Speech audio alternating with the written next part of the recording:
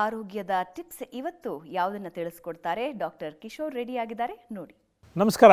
ಇವತ್ತಿನ ಚರ್ಚೆ ಏನು ಗೊತ್ತಾ, ಮೂಲವ್ಯಾಧಿ. ಮೂಲಕ್ಕೆ ವ್ಯಾಧಿ ಬಂದುಬಿಟ್ರೆ ಇನ್ನು ಹೆಂಗೆ ಬದುಕು ನಡೆಸೋದು?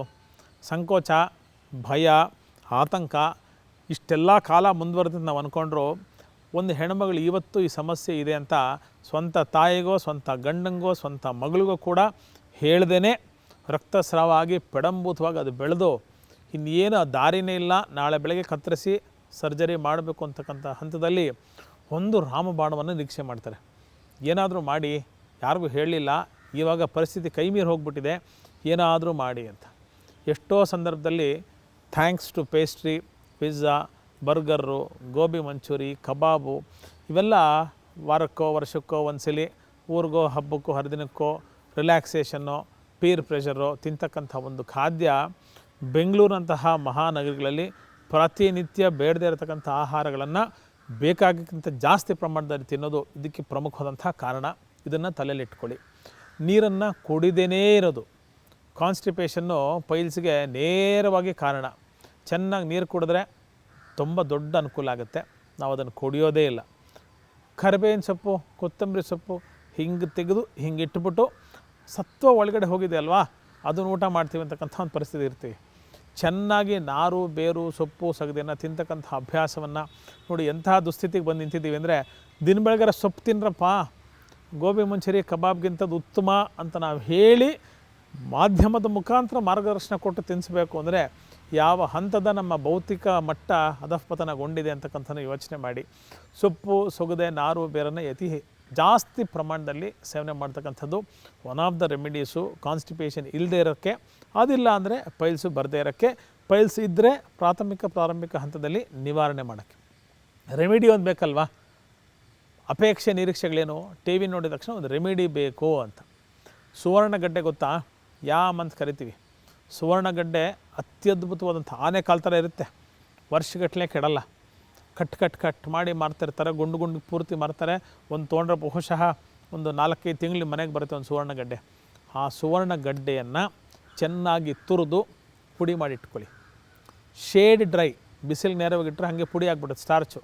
ಸುಮಾರು 1 ಚಮಚದಷ್ಟು ಸುವರ್ಣಗಡ್ಡೆಯ ತುರಿದ ಪುಡಿಯನ್ನು ನಾವು ಪ್ರತಿನಿತ್ಯ ನೀರು ಮಜ್ಜಿಗೆಯಲ್ಲಿ ಬೆರೆಸ್ಕೊಂಡು ಸ್ವಲ್ಪ ಸೈಂಧವ ಲವಣವನ್ನು ಹಾಕ್ಕೊಂಡು ಪ್ರತಿನಿತ್ಯ ಊಟ ಆದಮೇಲೆ ಸೇವನೆ ಮಾಡ್ತಕ್ಕಂಥದ್ದು one of the best remedies. ಯಾರು ಬಹುಶಃ ಇದನ್ನು ಟ್ರೈ ಮಾಡಿ ನೋಡಿರೋದಿಲ್ಲ. ಯಾಕಂದರೆ ಸುವರ್ಣಗಡ್ಡೆನ ಯಥಾವತ್ತು ನಾವು ಪಲ್ಯ ಮಾಡಿಕೊಂಡು ಸಾಂಬಾರು ಮಾಡಿಕೊಂಡು ತಿಂದರೆ ನಾಲಿಗೆ ತುರಿಸುತ್ತೆ, ನಾಲಿಗೆ ಸಿಕ್ಕಾಪಟ್ಟೆ ನವೆ ಆಗುತ್ತೆ. ಹಾಗಾಗಿ ನಾವು ಸುವರ್ಣಗಡ್ಡೆನ ತಿನ್ನೋದೇ ಇಲ್ಲ ಅಂತ ಹೇಳ್ತೀವಿ. ಸುವರ್ಣಗಡ್ಡೆನ ತುರಿದು ನೀವು ಈ ಥರದ ಒಂದು ರೆಸಿಪಿಯನ್ನು ಮಜ್ಜಿಗೆ ಜೊತೆ ಹಾಕ್ಕೊಂಡು ಕುಡಿದಾಗ ಡೆಫಿನೆಟ್ಲಿ ಸಮಸ್ಯೆ ಆಗಲ್ಲ.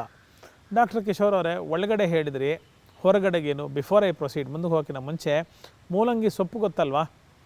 ಮೂಲಂಗಿನೂ ಒಳ್ಳೆಯದೇ, 100ಕ್ಕೆ 100 ಒಳ್ಳೆಯದು, ಅದ್ರ ಬಗ್ಗೆ ಯಾವ ಸಂಶಯವೂ ಇಲ್ಲ. ಆದರೆ ಮೂಲಂಗಿ ಸೊಪ್ಪು ಸ್ವಲ್ಪ ನೀವು ಕೊಬ್ಬರಿ ಎಣ್ಣೆಯಲ್ಲಿ ಬಾಡಿಸ್ಬಿಟ್ಟು ಅದನ್ನು ಪಲ್ಯದ ರೂಪಾಂತರದಲ್ಲಿ ಮಾಡ್ಕೊಂಡು ತೊಗೊಳ್ತಕ್ಕಂಥದ್ದು ಅಷ್ಟೇ ಶ್ರೇಷ್ಠ. ತುರಿದ ಮೂಲಂಗಿಯನ್ನು ಚೆನ್ನಾಗಿ ತೊಳೆದು, ಅಫ್ಕೋರ್ಸ್ ಡಿಸ್ಕ್ಲೇಮರು, ಚೆನ್ನಾಗಿ ತುರಿದ ಮೂಲಂಗಿಯನ್ನು ನೀವು ಪಚಡಿಯನ್ನು ಕೋಸಂಬರಿಯನ್ನು ಮಾಡಿಕೊಂಡು ರಾತ್ರಿ ಊಟದ ನಂತರ ಇದನ್ನು ಸೇವನೆ ಮಾಡೋದು. ಪ್ರತಿನಿತ್ಯ ಮಾಡ್ಬೋದಾ? ಪ್ರತಿನಿತ್ಯ ಒಂದು 100 ಗ್ರಾಮ್ 200 ಗ್ರಾಮ್ ಮಾಡೋದು ಯಾವುದೇ ತೊಂದರೆ ಇಲ್ಲ, ಧೈರ್ಯವಾಗಿ ಮಾಡ್ಬೋದು ಅಂತಕ್ಕಂಥದ್ದು. ಇದ್ರ ಬಗ್ಗೆ ಸ್ವಲ್ಪ ಆಸ್ಥೆ ಗಮನವನ್ನು ಇಟ್ಕೊಳ್ಬೇಕು. ಒಂದು ಎಕ್ಸ್ಟರ್ನಲ್ ರೆಮಿಡಿ ಬೇಕಲ್ವ? ನಮ್ಮ ರೆಮಿಡಿ ಅಂದ ತಕ್ಷಣ ಏನೋ ಮಾಡಿ ಹಚ್ಚಿ ಮಾಡಿದ್ರೇ ಒಂದು ಸಮಾಧಾನ ಸಂತೃಪ್ತಿ. ಅಫ್ಕೋರ್ಸ್ ಪೈಲ್ಸ್ಗೆ ಎಕ್ಸ್ಟರ್ನಲ್ ರೆಮಿಡಿ ಖಂಡಿತವಾಗಲೂ ಬೇಕು, ಅದ್ರ ಬಗ್ಗೆ ಅನುಮಾನವೇ ಇಲ್ಲ. ಸ್ವಲ್ಪ ಕೊಬ್ಬರಿ ಎಣ್ಣೆ ತೊಗೊಳ್ಳಿ, ಸ್ವಲ್ಪ ಬೆಣ್ಣೆ ತೊಗೊಳ್ಳಿ, ಸ್ವಲ್ಪ ಪಚ್ಕರ್ಪೂರ ತೊಗೊಳ್ಳಿ, ಸ್ವಲ್ಪ ಆಲೋವೆರಾ ತೊಗೊಳ್ಳಿ.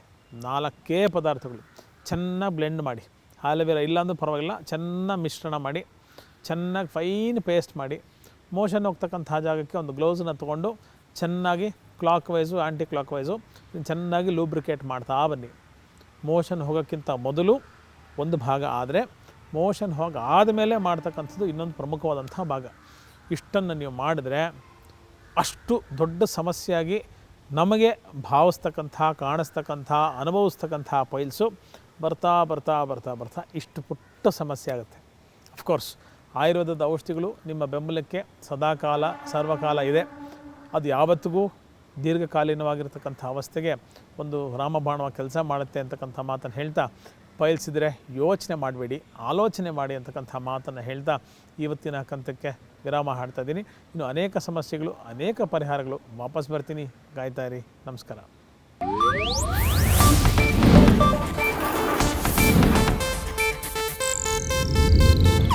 ಇದು ಏಷ್ಯಾನೆಟ್ ನ್ಯೂಸ್ ನೆಟ್ವರ್ಕ್ ಪ್ರಸ್ತುತಿ.